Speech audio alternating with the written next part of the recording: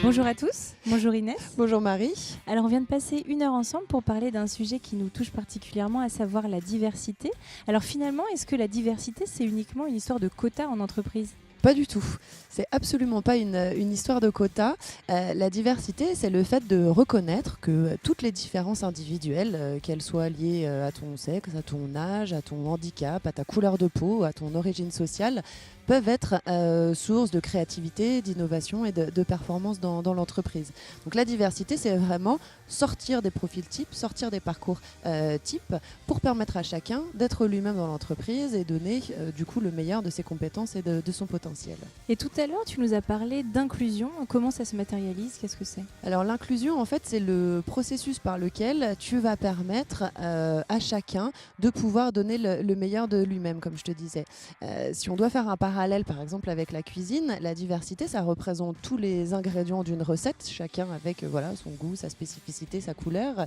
Et l'inclusion, c'est la recette qui va te permettre de magnifier tous ces différents ingrédients pour arriver à faire quelque chose de très très bon et en tout cas qui est meilleur que la somme des ingrédients pris individuellement. Je crois savoir que tu as écrit quelques guides pratiques et livres blancs sur le thème de la diversité. Est-ce qu'on peut en savoir un peu plus ? Oui, alors en fait, c'est des guides pratiques qui portent sur un sujet qui me tient énormément à cœur et qui est vraiment au cœur des thématiques de diversité, mais aussi de discrimination, qui sont la question des stéréotypes. Les stéréotypes, en fait, c'est les boîtes dans lesquelles nous enfermons tous les gens en leur collant un certain nombre d'étiquettes. Et les stéréotypes, ils sont à l'origine de la plupart des cas de discrimination, ils génèrent de l'autocensure, du déni de soi, enfin voilà, ça a tout un tas d'effets extrêmement négatifs dans l'entreprise. Et donc, j'ai mené des programmes de recherche-action avec un chercheur en psychologie sociale qui s'appelle Patrick Czerneski.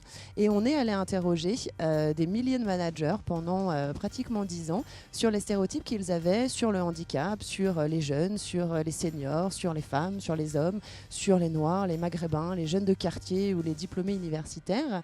Et puis, on les a mesurés, on les a qualifiés et surtout, on a regardé comment est-ce qu'on pouvait arriver à les déconstruire dans l'entreprise ou en tout cas à limiter leurs impacts. Donc tout ça, ce sont dans les guides pratiques qui sont rédigés. Il y en a 4, un sur l'origine, un sur le genre, un sur l'âge et un sur le handicap. Merci Inès. Merci Marie.